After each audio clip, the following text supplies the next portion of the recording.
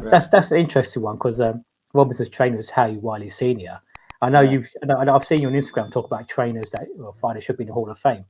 Harry Right. Wiley Senior, why do you think he's been overlooked for a Hall of Fame spot? He was with Robinson from the start, amateur through pro, and he Right. also worked to some extent with Ali and Henry Armstrong. And there's a case you could make for them being the three greatest fighters ever. And Wiley, in some capacity, worked with all of them, especially Right. Robinson. So why do you think Wiley Senior has been overlooked for a Hall of Fame spot? I think, for a similar reason that Goody Petronelli is not in the Hall of Fame. And it's just like it appears to me, most of the voters are recent people. They're on the internet and they get on a website, and then the next thing you know, they're a voter. And, I don't think they know the history at all. It's kind of like in Connecticut, we have the Hall of Fame. And I used to be on the committee to pick the people, but I had to get off it. And we have people in the Hall of Fame, but it's like mostly recent people. And, we have to, it's like the people back in the 1940s and the 50s and the 60s don't exist. It's like they were never even alive. So I think we need more educated people on Hall of Fame voting boards. And I, it is what it is. I don't think we have that like we need it. You mentioned the 1940s. In my opinion, 1940s is the greatest decade of boxing. Right. What would you say is the greatest decade of boxing? I mean, for me, like off the top of my head, just what I know, the 70s. I go more towards the 70s, but yeah, like it's close. I always tell this fact that I read years ago, and they said in New York City in the 1940s, like you could pick a year, 1947, right? There were more professional boxers in New York City in 1947 than there are right now in the entire United States of America. Wow. Now, that tells you how many fights there were, how many fighters there were. That tells you that people didn't care about being undefeated. You look back, like when I was a kid, I used to read the record books. And, I grew up where being undefeated was such a big deal. And I'm looking in the record books and I'm like, man, all these great fighters that I heard about, they all have 15 losses, 20 losses, and I'm thinking in my mind, they must not be that good. But you realize the level of competition they were fighting repeatedly, and the losses didn't mean as much back then. So we're definitely in a different era. I think if people could have been there in the 1940s to see what was actually happening, I think they'd be pretty impressed. And just one championship belt, 8 divisions as well, less divisions. So people, I suppose, always have to fight the best to get to the top, don't you? Right, for sure. It's a different world now. Yeah. Okay, so I was watching your fight with Michael Nunn the other day. Right. And Michael Nunn is a tall southpaw, and he was throwing over 100 punches around in your fight. And also notice you're an orthodox fighter, but you spent a lot of the fight southpaw. Right. Well, I did because I'm able to fight both stances, ambidextrous. And I found early in the fight, that I could catch him with the right hook as a lead, as a southpaw. And actually my best punch probably overall is the right hook, even though I'm more of a right-handed fighter. So it just happened to work out in that fight that going southpaw was more effective for me. Was this something you went in there planned, or did you No, it just happened wow. as I figured it out as I was going. I could see that the southpaw was better. Yeah. Yeah, because as I mentioned, Nunn threw about 1,200 punches in the fight, Right. but you landed more punches than him as well. Right. I landed more, and I landed at a much higher percentage. Like I think 48%, I landed 48% connect rate. Yeah, like I was at over 50%, and he was at like I think 21. I'm not sure, but it was it was low compared to mine. So I think it's a type of fight where it would depend on what your preference was, what you were looking for.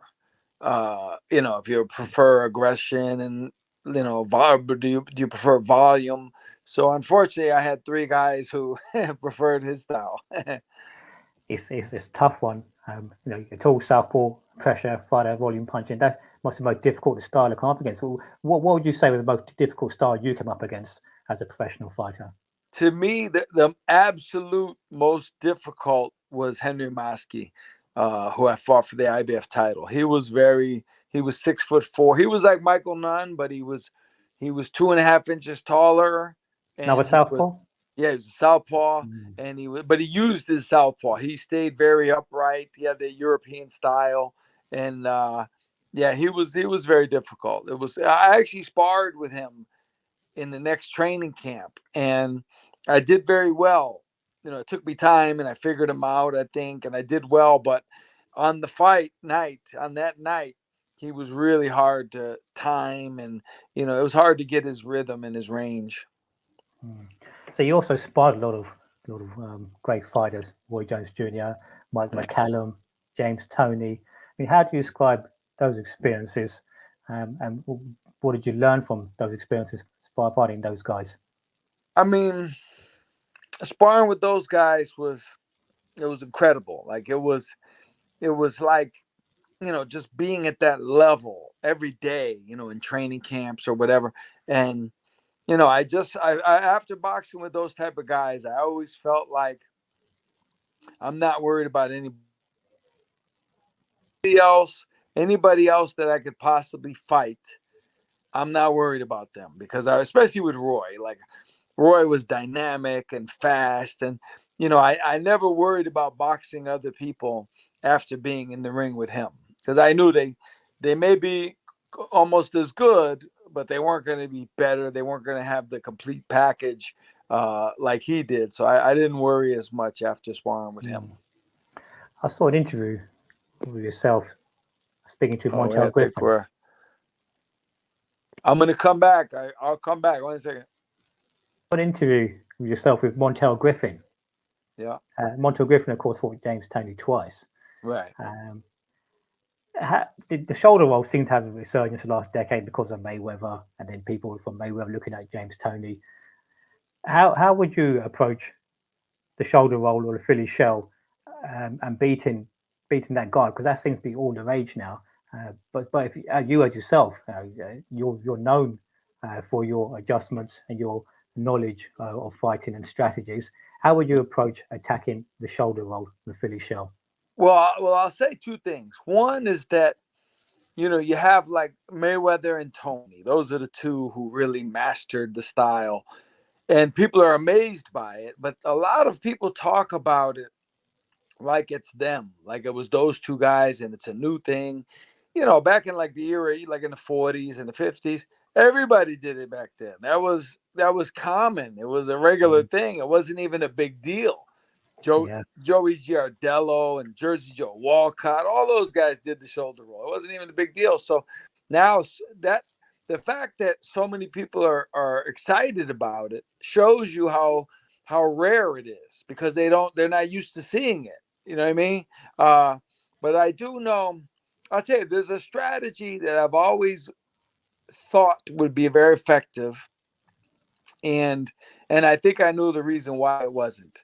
Like, for example, when you get Mayweather and he goes up against the ropes and he turns to his right and he puts his shoulder up, and he's trying to draw you into the counter right hand. Now, in my eyes as a trainer, the most elementary basic maneuver you would do as simple physics is to step to your right outside of his shoulder and punch from there, right?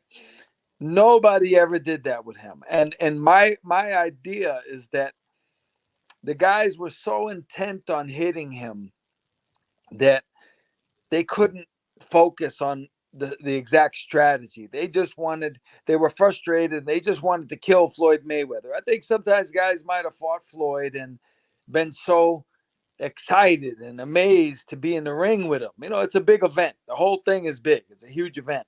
And I think some of the strategies they needed to implement, they weren't able to do it. They weren't able to think and as well as they needed to. I remember on a similar note, like Floyd learned it from his father. His father, if you've seen the videos of his father was very good at that style. and he fought Sugar Ray Leonard. He gave Sugar Ray Leonard a very tough fight. And I remember Marlon Starling, who's from here, from Hartford, who I trained with and sparred with. And Marlon beat Floyd twice, the father. And I asked him, I said, man, did you have any trouble with that style, that Mayweather style? And he kind of laughed and he said, well, I didn't have any trouble hitting them, if that's what you mean, And he showed me a couple maneuvers, like how he was able to do that and catch him. And Marlon was a good thinker in the ring. He was able to stay composed. I don't think he would have got quite as maybe mesmerized as some guys might have when they fought Floyd. But and again, it's easy to say. I could tell you any strategy to beat anybody, but carrying it out, that's a different program. Yeah, I believe Roy Jones Jr. and Montel Griffin both used that strategy against James Toney, throwing that right hand. And so when he would parry slip, they would come down with right hand and step aside and catch him in that parry slip. Well, you know what? I the night before Roy Jones and James Toney fought. Now I had sparred with both of them. I'm friends with both of them. I respect both of them. Two all-time great fighters, right? But boxing comes down to, sometimes in fights like that, it comes down to the style. It comes down to the demeanor of the guy. And the night before the fight, Roy's attorney, Fred Levin, we were in the hotel room and he asked me, he said, I like your opinions. I like your breakdowns. He said, be honest, the fight's tomorrow. It's too late to make a difference. Just, what do you think? What do you think's going to happen? And I said, I think James Toney's maybe pound for pound the best fighter in the world right now. If he's not, he's certainly 1, 2, or 3. That was in 1994. And I said, he's a great fighter and he's got all these great tools and skills and all these things. But against Roy Jones Jr. in particular, specifically Roy Jones Jr., James Toney's best attributes are never going to come into play. He's never going to be able to use them against Roy Jones. Roy Jones is a smart fighter. Roy Jones is not looking to show how tough he is, how brave he is. He's looking to win. And with his speed and his style and his mentality, I picked him to win. And, there's no knock on James whatsoever because I picked James against everybody else. But Roy had that mentality even more than his skills, which are great, but his mentality. And I always remember, I'll give an example. Simon Brown, if you remember, Simon Brown fought Terry Norris. World Fight Champion. And the first time they fought, Terry was on a roll, knocking a lot of people out. And Terry and Simon, they went at it. Like Terry fought hard against Simon Brown, and he got knocked out in the 4th round. Bad, it was a bad knockout. He got knocked out. So they fought again. They fought a rematch, and Terry outboxed Simon bad, like really badly, right? He was awesome. He was a beautiful performance. And the next day, I was in training camp with Roy Jones, and I was excited because it was a great performance. And I said to him, I said, man, did you see the fight last night? That was something. That was really great. And he said to me, he said, as I talks, he said, shoot, he said, I wouldn't have had to fight him twice to know that was how to beat him. And I always remember that when I was getting ready, when the fight was coming off with James and Roy, I always remembered that. I remember him saying that. I wouldn't have had to fight him twice to know that was how to beat him. In other words, he never would have traded with Simon in the first fight. He would have boxed this the way Terry did in the second fight. And I thought of that when Roy was going in to fight James, and that's pretty much what happened. Yeah, I suppose Roy Jones Jr. could you make a case for say he's the most gifted boxer of all time. Yeah, most athletic or gifted boxers are Ali, Roy Jones Jr. I mean, they're phenomenal athletes as well. Right. And that's also reminds me of the old fight of when you were in the corner for Chad Dawson and Bernard Hopkins. So Hopkins is a crafty fighter, a very skilled fighter. He's from Philadelphia as well. So then, and you also made adjustments during the fight. Right. So talk to me about that experience because you had to overcome one of the best fighters of all time as well in Bernard Hopkins. Right. So how did you work through that fight? Because you changed tactics during the fight. And well, that was that it was a funny thing. I always, especially with Chad, because of his skills and his height and his southpaw, I always say use your boxing skills first, and chances are that's going to be enough. That's going to be the right road to go down. If it doesn't work, we'll do something else. But your skills should carry you. Now, in the beginning of that fight, the way I saw it, I thought we were winning early on. The first 3 rounds, I thought we were winning. We were ahead. We were fast. Around the fifth, I've never watched it again, so I'm just guessing. Around the fifth round or so, I said, okay, things are switching a little. Chad's still winning, but it looks like Bernard's starting to get a little closer. He's inching his way closer.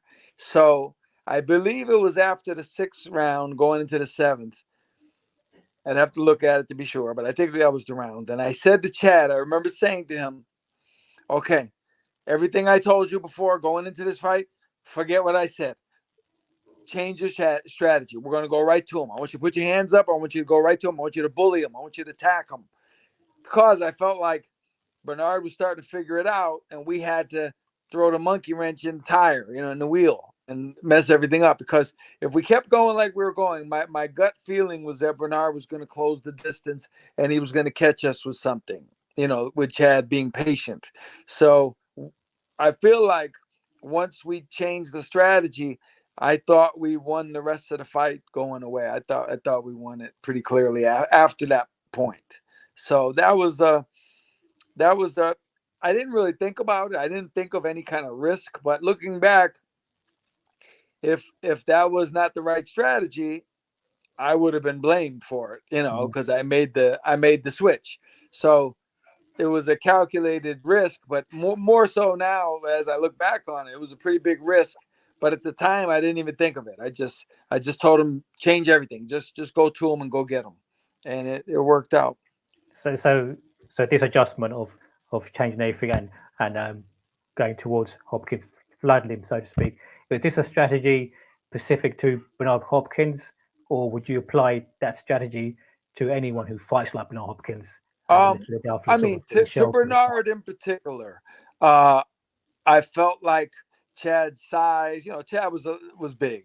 Chad was a big light heavy, and I just felt like Chad was able to do those type of things. Be physical. He showed in the first fight when he put his forearm under Bernard's chin. I just felt in that particular instance on that particular night that was going to be the right strategy. Now if the fight was going differently, if it was a different day, maybe not. Maybe we would have done something else. But in that exact moment, I felt like that was what we needed to do. So, I mean, can you describe your training philosophy, and does it differ to other trainers in the sport? How would you describe your coaching philosophy? I mean, two things that come to mind. One, and I'll say this: I've seen a lot of great trainers, famous trainers, well-known trainers. I've seen them in person. I've been there in the gym with them.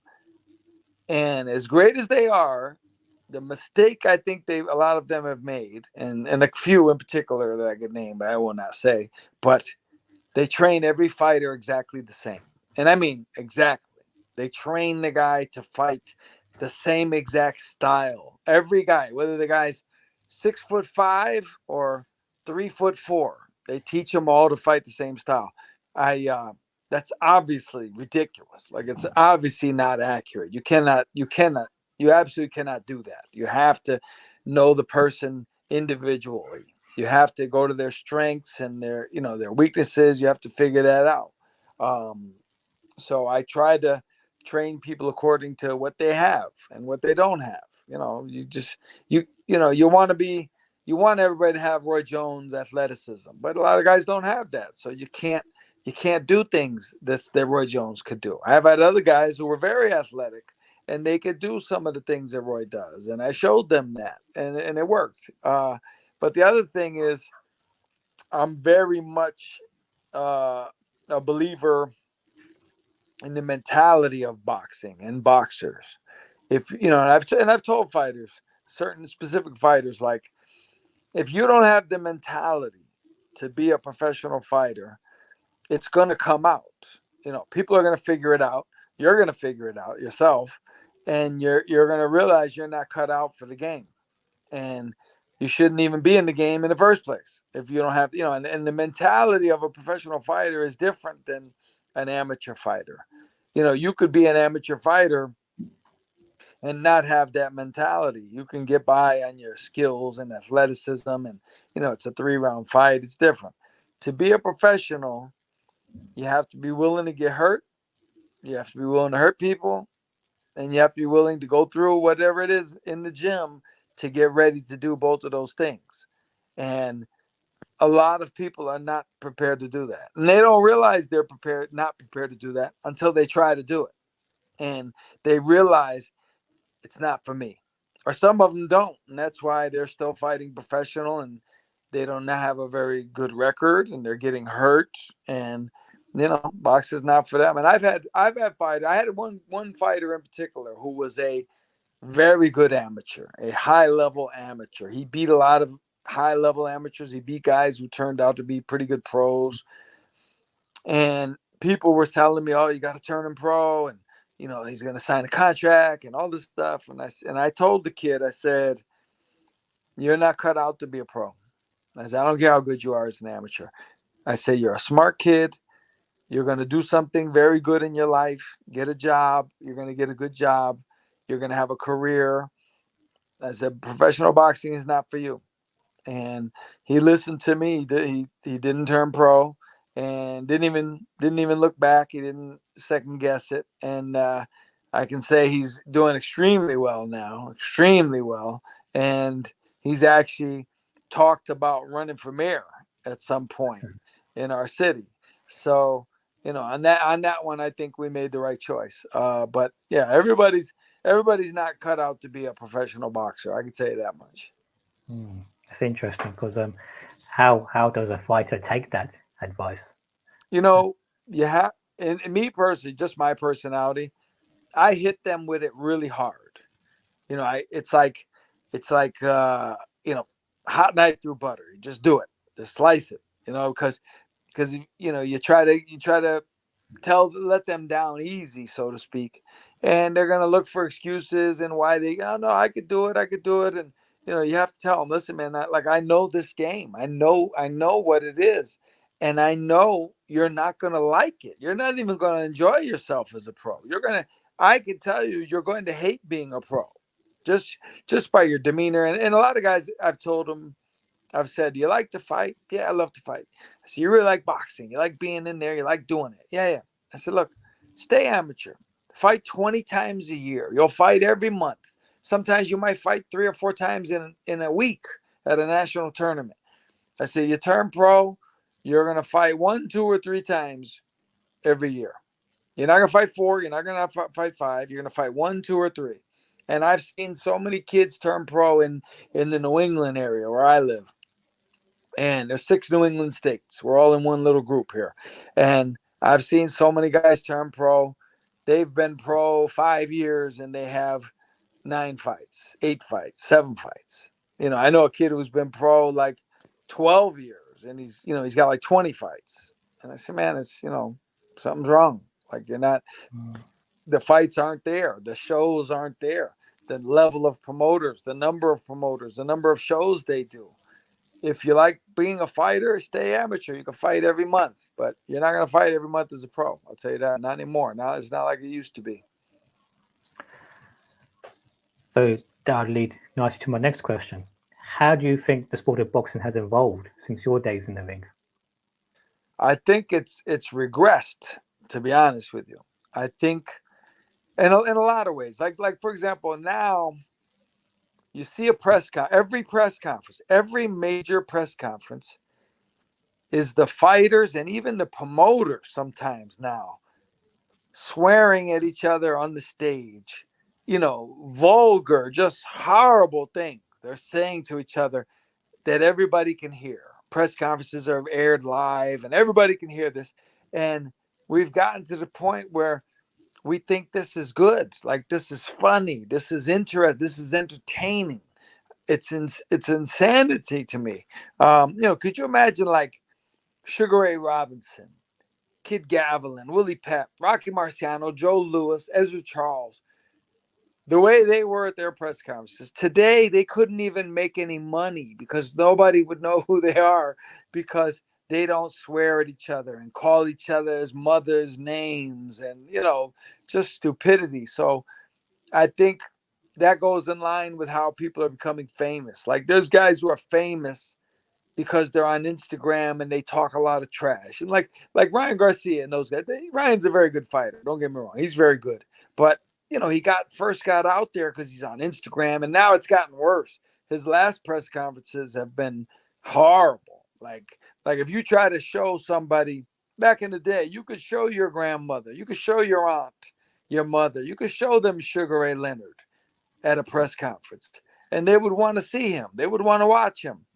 Nobody's grandmother is gonna see Ryan Garcia and say, "Yeah, I wanna become a boxing fan. I want to watch this kid." So I think we're heading down the negative path as far as boxing goes. I think it's gotten too stupid, too ignorant. Too much of this nonsense, and I don't think it's. People are gonna say, "Oh, you're old. You're old." I say, man, listen, I'm awake, man. I'm real. I know what life is. I mean, we're not. People aren't going for this. There's a certain demographic that'll go for it, younger people and stuff, but real boxing fans, guys they just love the sport. They're not into the nonsense. They're turned off by it. It's not, I don't think it's entertaining at all. Like I'm not, when I see Ryan Garcia on stage acting crazy, that doesn't interest me. It doesn't make me want to watch the fight at all. Like it doesn't draw me in at all. So, maybe I'm different, but I think we're going down a uglier path than we're supposed to be. Yeah, you mentioned promoters getting involved. The fighters' fathers getting involved now, aren't they? Oh, it's horrible. I'm the fathers, man. It's the worst thing I've seen. Like, and not just the fathers, but in a lot of cases the fathers. But people, we live in a world like back in the day. George Foreman, right? Everybody knew George Foreman, right? How many people could honestly say they knew who his trainer was, his cut man, people in his camp? They didn't know nobody cared who his cut man was. Nobody, the only one they knew was Muhammad Ali. Everybody knew Dundee trained Ali. Nobody knows who trained different people, champions. They don't know who these trained them. Emanuel Stewart, they knew a couple of those, but now everybody wants to be famous. The fathers want to be stars. The trainers want to be stars. Everybody wants to be a star in boxing. And so now we're just getting, it's almost like wrestling.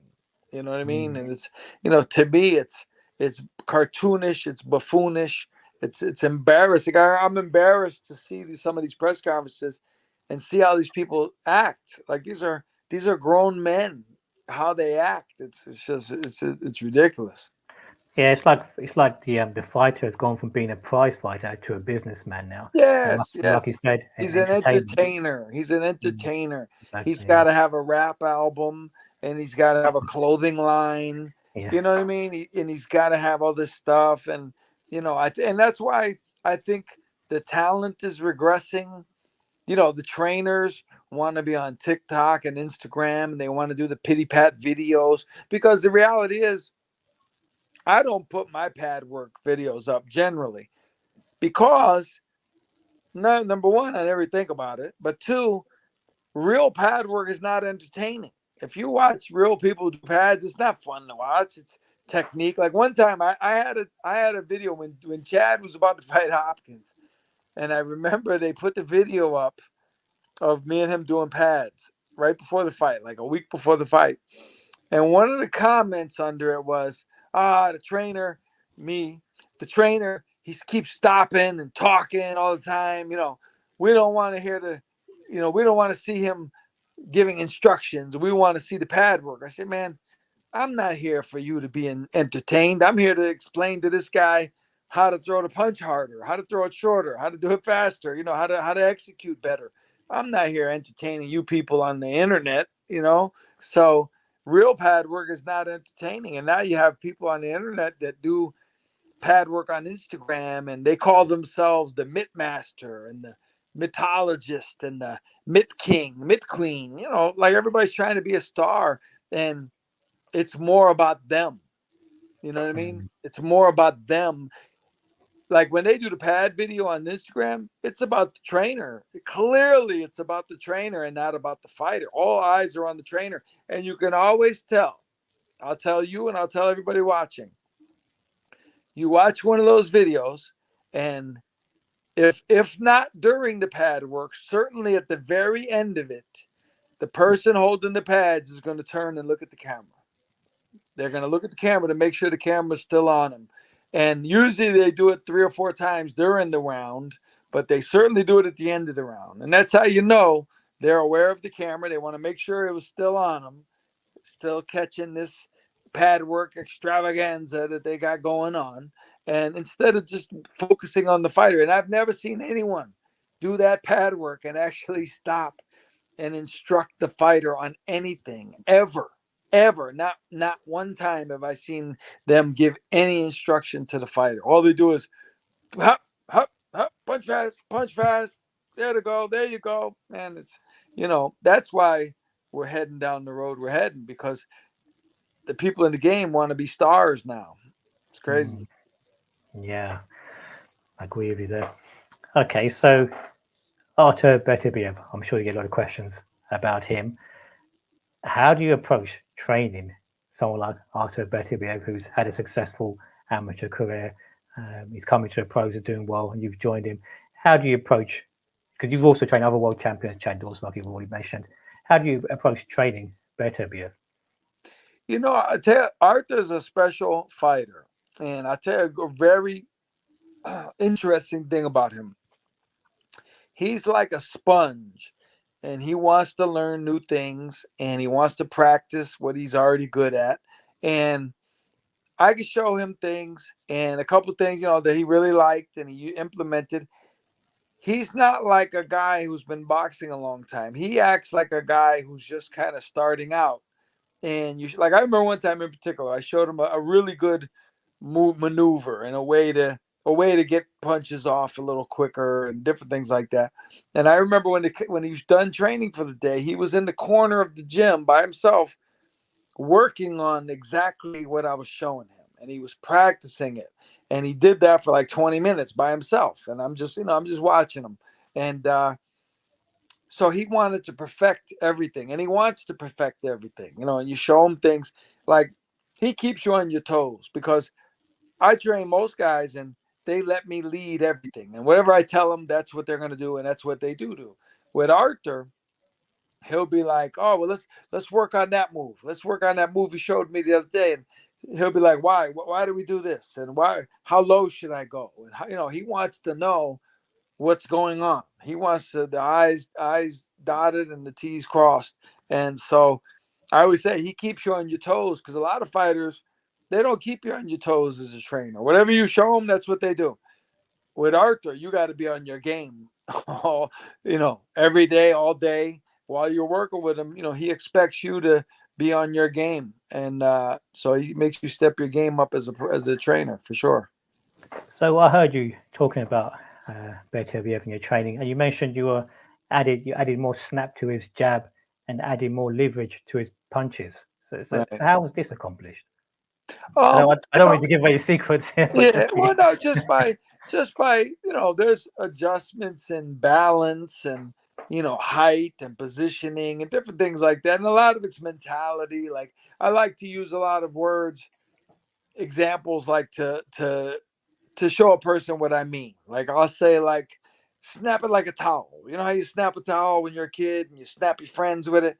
I said, that's the jab right there. That's the jab. That's the essence of the jab. Snap it. Snap it faster. So I do things like that with him, and he, it works good. We have a good system, and I never had any complaints about training with Artur. He's always been very receptive to things, and he's it's a pleasure to train with him.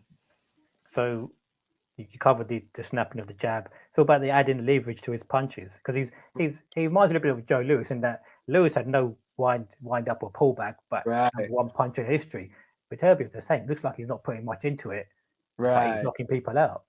So Right. Well, how did you add leverage to that already, Well, best puncher. it's a way, like, as an example, like if you dip down to throw a left hook to the body, a lot of people pull their arm back far, like a slingshot, and they try to throw it in. And I say, no, man, like, we're gonna do it shorter. We're gonna shorten the distance, but we're gonna do it faster. You're gonna add speed to it. It's like a bullet. A bullet doesn't need to travel 100 yards to kill you. It could travel 2 inches and kill you because it's going so fast. You know what I mean? The speed dictates what the bullet does once it hits the target. So I'm under that mentality. I always use that type of mentality. I say to people, I'll give an example. I say speed kills, right? Speed is important. And I say, I'll tell you one secret training thing I do. We have a mirror in the gym. And I say, you see that mirror, right? That mirror is 10 feet away from us. Right now, it's 10 feet away. If we take a baseball and we throw that baseball underhanded at the mirror and toss it to the mirror, it's going to bounce off the mirror, and the mirror is going to be exactly the same. It's not going to break. It's not going to crack. It's not going to shake. Nothing is going to happen to that mirror. Now, if I take that same ball, that same distance, and I throw it with my arm overhand with 10 times more speed than I did when I tossed it, it's going to break that mirror into 1,000 pieces, and it's going to shatter all over this gym. Same ball, same distance, same everything. All I changed was the speed of it. And that's how you create power. And so I use that ideology with everything, with the jab, with the hook, with the body shots. That'd be interesting. So you mentioned as well, the 70s being a great era. The 70s was a great area for light heavyweights as well. You had guys Michael Spiggs, Matthew Saad Muhammad, Dwight Cowie, and numerous others. How would us, and going back even further, we've got guys like Azar Charles and Archie Moore. How would you compare Artur Beterbiev to the greats of the light heavyweight division?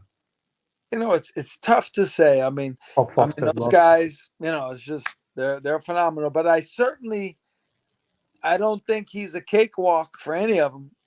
Like a lot of people, you might have a great fighter and you say, oh, but he's not as good as those guys back in the 50s, the 60s, the 70s, the 80s.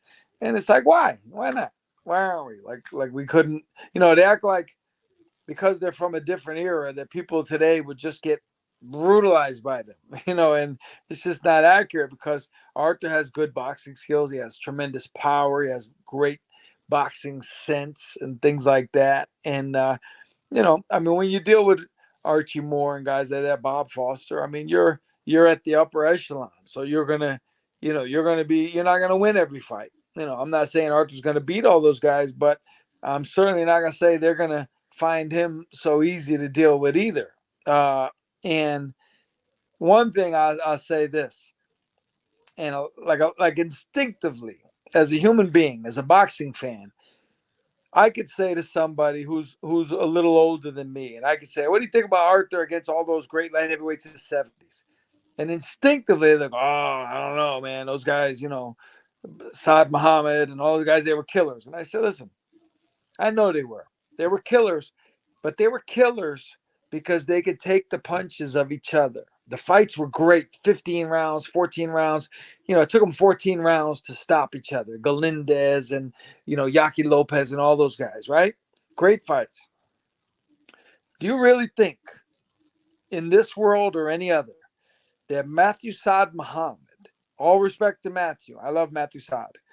Do you really think Matthew Saad Muhammad is going to walk in face first like that behind the jab and Arthur's bombing him? You really think Matthew Saad Muhammad is just going to take those punches like he did with other guys and he's not going to fall down? He's going to just come back. Arthur has power. People don't stand up to his power. Back then, those guys, they were great fights because they could take the power. There's nobody at 175. You have to box Arthur.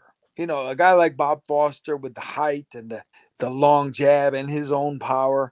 But you're not going to sit there and trade punches with Arthur and expect to just survive that. That's not that. The human body wasn't built that way to take that kind of power. Yeah, I agree with you with Matthew Saad Muhammad. He was a all-action type fighter. Right. And maybe a bad style matchup. I think Beterbiev would be a very bad matchup for him. But yeah, it's very interesting, is it? Because Beterbiev, he breaks you down.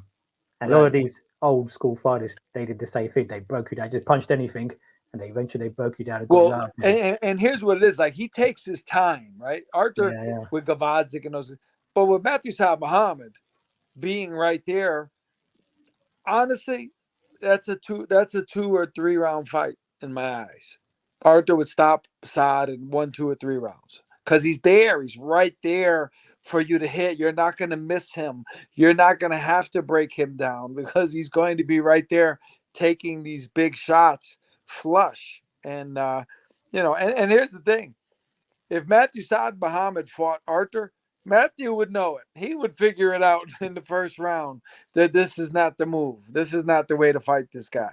yeah, So yeah. that's just Well, yeah. I mean, reality. I think there were a number of better fighters like heavyweight division in that era as well. Yeah. Spinks obviously comes to mind. Right. But Right. yeah, with Matthew Saad Muhammad, yeah, his style would, it would be very difficult for him to overcome someone of Beterbiev's style. But it's always interesting in the mythical matchup. You can go on all day about those.